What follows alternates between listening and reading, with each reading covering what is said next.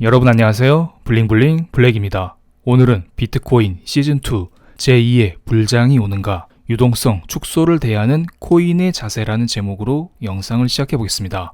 먼저 저는 거시경제를 다루는 유튜버이기 때문에 비트코인 이야기는 하지 않으려고 합니다. 그런데 많은 분들이 댓글로 저에게 비트코인에 대해서 설명해 주세요. 요즘 비트코인 어떻게 보시나요? 이런 질문이 많으셨고요. 실제로 저도 비트코인 투자는 꾸준히 하고 있기 때문에 그리고 공부도 꾸준히 하고 있기 때문에 이에 대한 견해를 여러분께 공유드리는 시간을 가지겠습니다. 먼저 비트코인에 대한 전반적인 저의 견해는 오른쪽 위에 띄워드린 이 영상을 보시면 될 것 같습니다. 이때 저의 과거 매매 포인트를 다 찝어서 설명드렸으니 이 영상을 보시면 앞으로 코인을 어떻게 바라봐야 할지 이런 것에 대한 도움이 되실 거라 봅니다. 아시겠지만 저는 작년 초에 비트코인에 많이 투자를 했습니다. 그리고 5월 달에 코인을 전량 매도했고요. 최근 빨간색 박스친 부분에서 분할로 코인을 매집하면서 제가 원하는 물량은 다 채웠습니다. 그래서 지금 운이 좋게도 약간 수익을 거두고 있는데요. 정말 운이 좋았다고 볼 수가 있습니다. 최근에 비트코인이 이런 식으로 오르고 있습니다. 비트코인이 오르는 이유는 많이들 아실 거라 봅니다. 아마존에서 비트코인 결제 가능성이 앞으로 있고 머스크가 비트코인에 대해서 우호적인 발언을 지속적으로 하고 있습니다. 이런 것들은 다 아시기 때문에 패스하겠습니다. 오늘 영상에서는 지금의 비트코인 반등을 어떻게 보는지 그리고 앞으로 어떻게 흘러갈지 이 정도를 체크하는 시간을 갖겠습니다. 이것은 모두 저의 개인적인 생각이니까 참고로만 봐주시면 감사하겠습니다. 비트코인을 볼 때는 먼저 미국 화폐인 달러 인덱스를 함께 봐야 됩니다. 파란색이 미국 달러의 가치를 나타내는 달러 인덱스이고 녹색이 비트코인의 가격입니다. 팬데믹 이후 연준의 무한대 양적 완화를 기반해서 달러 인덱스가 꾸준히 떨어지는 동안 비트코인은 역으로 급등하는 모습을 보여줬죠. 그런데 5월달 동그라미 친 부분을 잘 보세요. 이때 무슨 일이 있었을까요? 그때 당시 경제 지표가 5월달에 일제히 최고치를 찍었습니다. 미국의 복합 구매자 관리 지수 역시 5월달에 과도한 슈팅이 나온 이후로 6월, 7월 쭉쭉 꺾이는 모습을 보여주고 있습니다. 제 영상에서 이러한 경제 지표는 여러 번 설명드렸을 테니 다들 잘 알고 계실 거라 봅니다. 그래서 이때 당시 투자자들은 이제 미국 경제가 좋아지고 있으니까 테이퍼링 혹은 금리 인상을 통해서 유동성 축소를 하지 않을까? 이런 생각을 하고 있었던 이 찰나에 머스크가 비트코인을 팔았다. 머스크가 테슬라 결제를 비트코인으로 하지 않겠다. 이런 말을 하면서 비트코인이 폭락했던 것입니다. 그러니까 기본적으로 테이퍼링 금리 인상에 대한 우려감이 커진 가운데 머스크가 양념을 축축 친 셈입니다. 그런데 최근의 흐름을 볼까요? 최근 부분을 확대해 보겠습니다. 최근에는 녹색 비트코인과 파란색 달러 인덱스가 동시에 오르는 모습을 보여주고 있습니다. 조금 이상하지 않나요? 오히려 달러 강세에도 불구하고 비트코인의 가격이 상승하고 있습니다. 그래서 이번에는 제가 미국의 경기 회복을 나타내는 10년물 국채금리와 함께 비교를 해보겠습니다.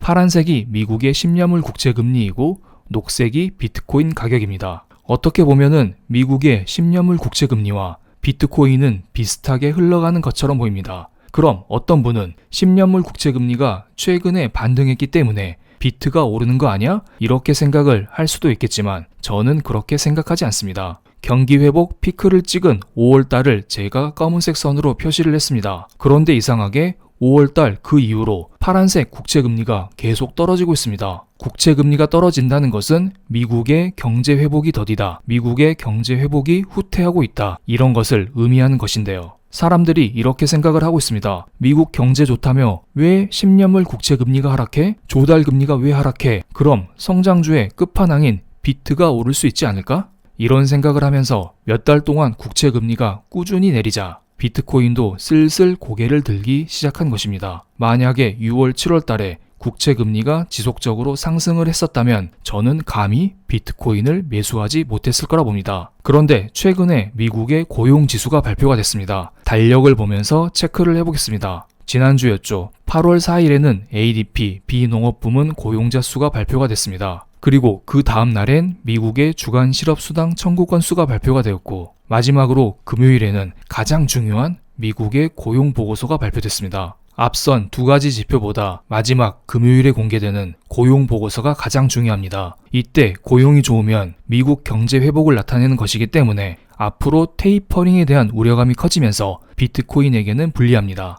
반대로 이때 고용이 안 좋으면 테이퍼링에 대한 우려감이 조금 후퇴할 수 있습니다. 이것은 비트코인에게 유리하죠. 그런데 다들 아시겠지만 이날 미국의 고용 서프라이즈가 나왔습니다. 실제로 연준에서는 8월, 9월 달에 나오는 고용 보고서에서 비농업 부문 일자리 수가 80만 개 안팎 증가한다면 테이퍼링을 할 것이다. 22년 말에는 금리 인상까지 할 것이다. 이런 떡밥을 딱 깔아놓은 상태입니다. 그런데 지난주 금요일 고용이 매우 좋았습니다. 그렇다면 당연히 비트코인은 폭락을 했어야 되는데요. 그때 당시 비트코인 차트를 한번 보겠습니다. 수요일, 목요일, 금요일 3거래일 연속 비트코인은 큰 폭의 상승을 보여줬습니다. 3일 합쳐서 대충 12% 정도 12%.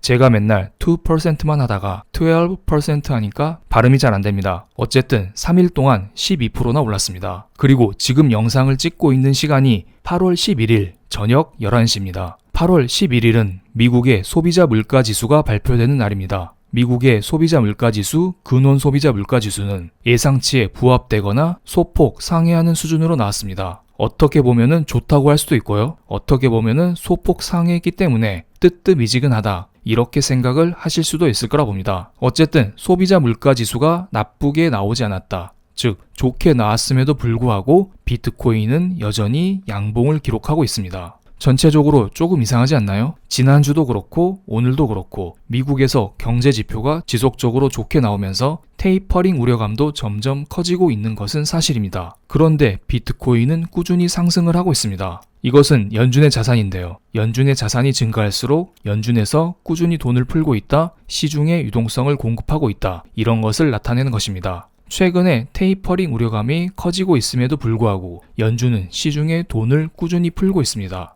미국 경제가 회복이 되었음에도 불구하고 연준은 꾸준히 돈을 풀고 있다는 것입니다. 연준이 꾸준히 돈을 풀 수밖에 없는 이유는 바로 미국의 부양책이었습니다. 지금 현재 1조 달러의 인프라 부양책이 미국 상원을 통과했습니다. 그리고 추가적으로 3.5조 달러의 부양책이 남아 있습니다. 민주당의 낸시 펠로시 하원 의장은 1조 달러와 3.5조 달러짜리 두 예산안이 상원을 모두 통과한 이후에 하원 심사에 들어가겠다는 입장을 밝혔습니다. 그래서 지금 상태에서는 당장 인프라 부양책이 실시되기에는 어렵지만 이러한 기대감이 있기 때문에 만약에 이런 부양책이 실제로 미국에서 실시가 된다면 연준이 돈을 꾸준히 뿌릴 것이다. 유동성을 축소할 수는 없다. 이런 기대감으로 인해서 비트코인이 꾸준히 상승을 하고 있는 것으로 보입니다. 그럼 비트코인 일봉 차트를 한번 체크를 해보겠습니다. 지금 비트코인은 꾸준히 상승을 하고 있습니다. 최근 비트코인 하락기에 발생했었던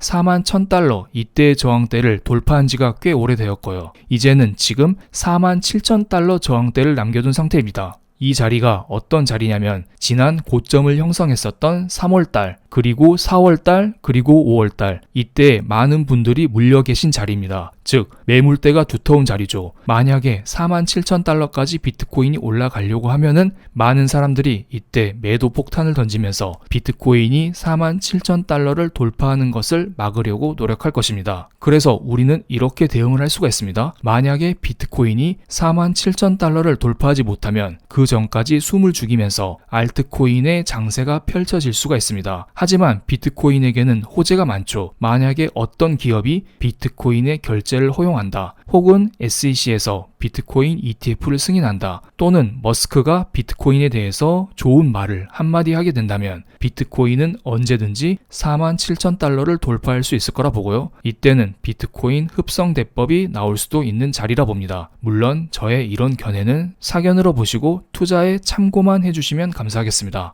그럼 오늘 영상 여기에서 마치겠습니다. 감사합니다.